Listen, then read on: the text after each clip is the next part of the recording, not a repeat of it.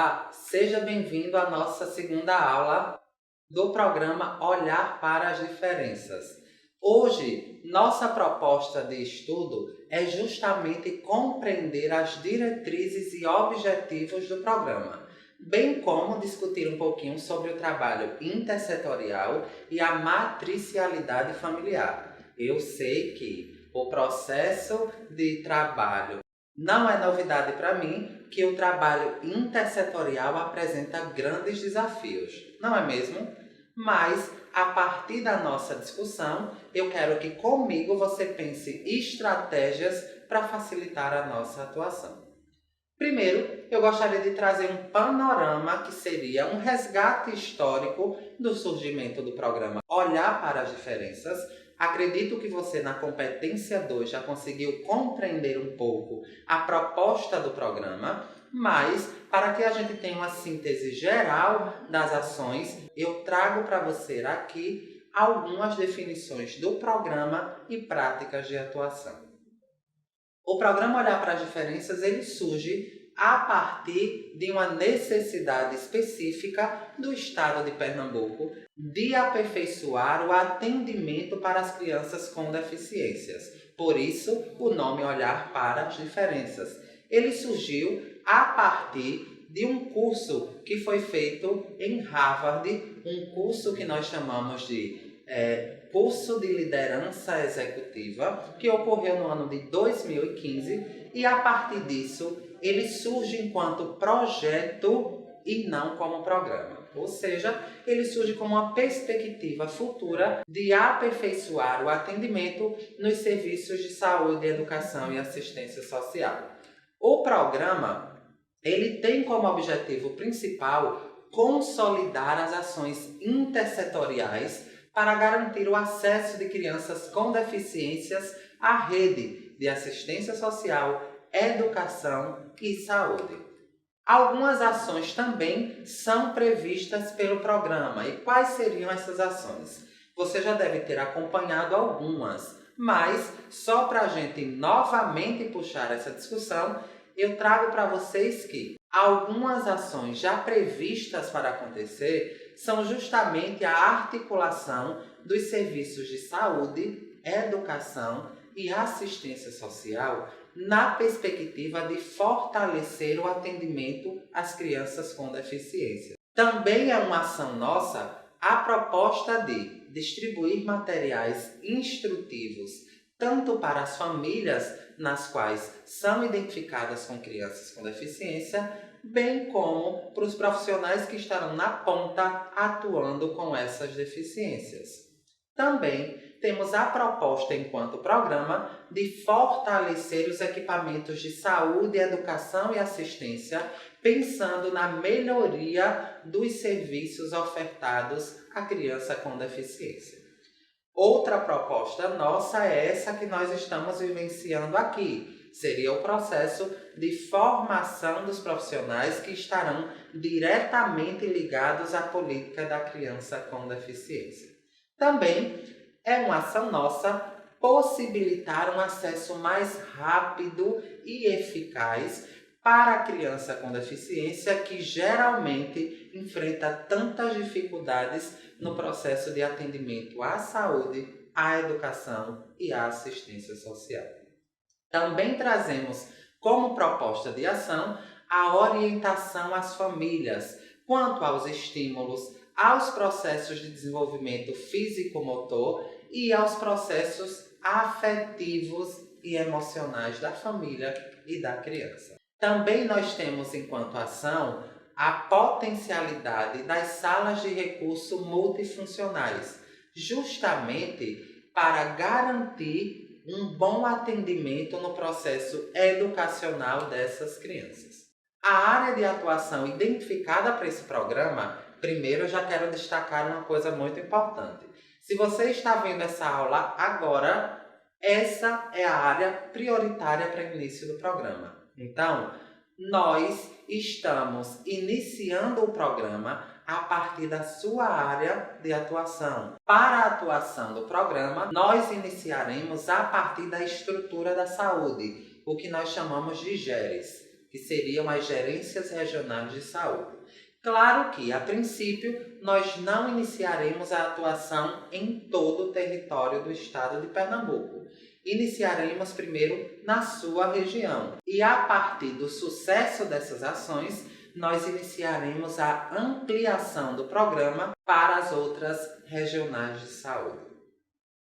Um ganho com esse programa é justamente a disponibilização do que nós chamamos de Kit de Desenvolvimento Infantil, que nós trouxemos o nome de Kit Movimentação. O Kit Movimentação tem esse nome justamente porque traz a proposta de trabalhar o movimento a partir da estrutura da mente e, como consequência, desencadear na ação motora dessa criança, ou seja, no aperfeiçoamento motor dessa criança. Inúmeros são os equipamentos e os instrumentos que esse kit é composto e você já deve ter ouvido falar e com certeza vai receber esse kit, que tem desde calça sensorial a dominós táteis, justamente para facilitar o atendimento na ponta. Pensando no kit, a proposta de trabalhar o desenvolvimento humano a partir de brinquedos lúdicos e educativos é justamente pela importância dos processos de ludicidade no desenvolvimento infantil. Para os teóricos do desenvolvimento como Winnicott, o desenvolvimento infantil ele se pauta inicialmente a partir dos jogos e brincadeiras. Você, com certeza em algum momento, já deve ter pensado que a brincadeira para a criança é algo simples ou até mesmo sem tanta importância.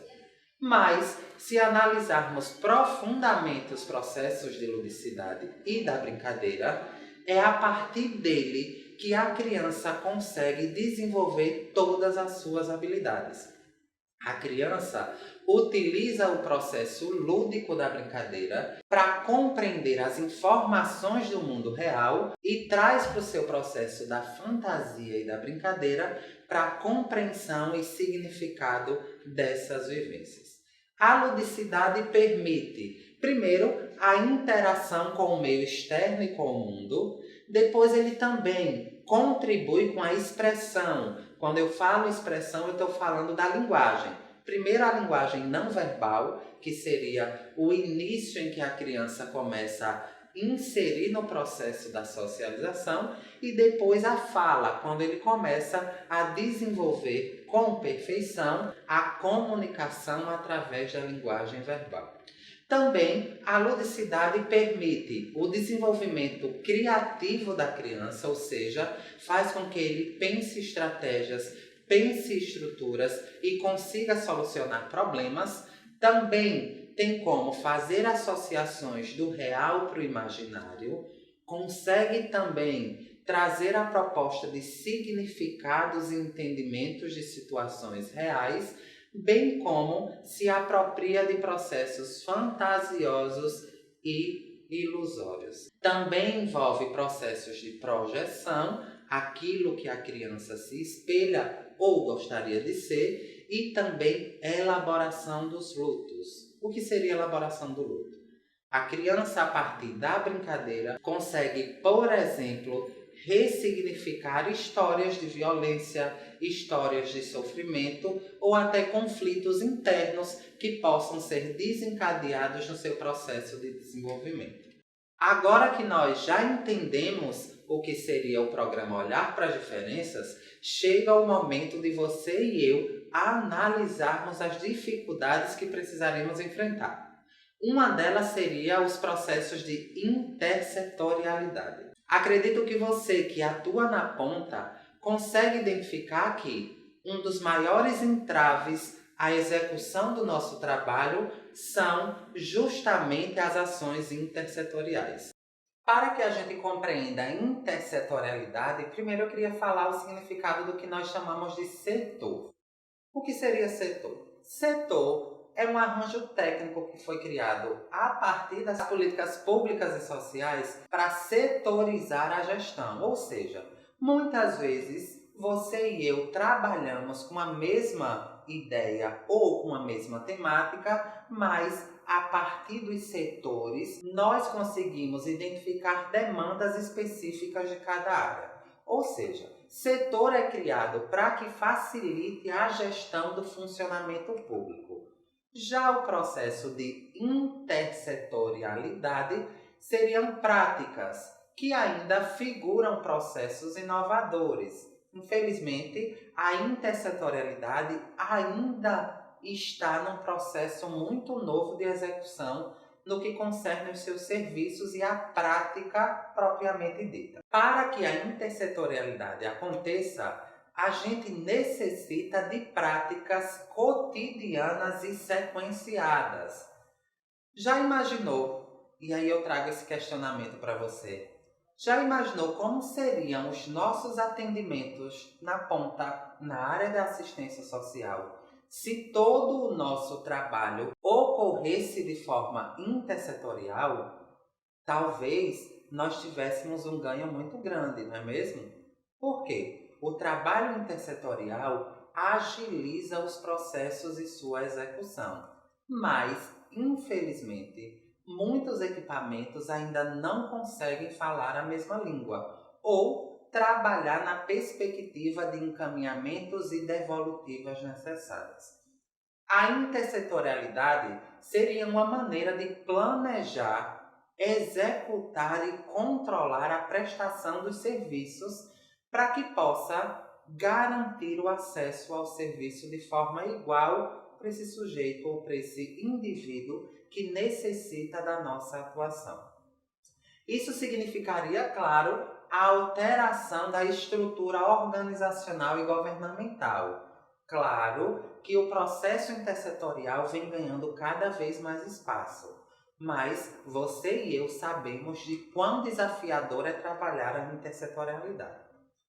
Para que a gente compreenda um pouco melhor o conceito de intersetorialidade, eu queria destacar aqui para você que seria a articulação dos saberes e experiências com o entendimento, com o planejamento de uma realização de ações que possam garantir o mesmo acompanhamento e o mesmo resultado para diferentes questões que o sujeito ou que o nosso público apresenta.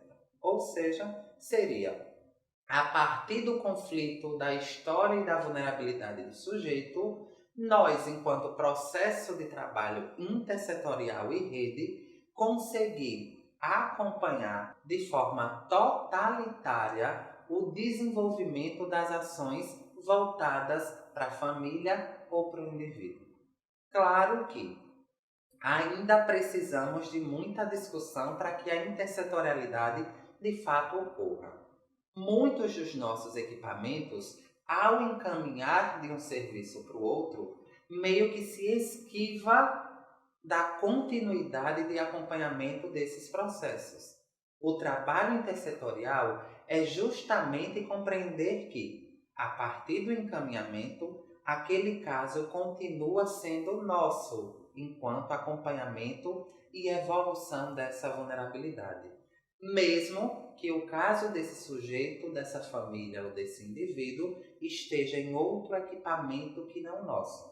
Nós precisamos, a partir do trabalho intersetorial, acompanhar até onde o outro equipamento conseguiu garantir a assistência total a esse indivíduo. Falar de intersetorialidade é falar também de um processo de matricialidade familiar que você, que é da área de assistência social, já ouve muito falar sobre esse conceito.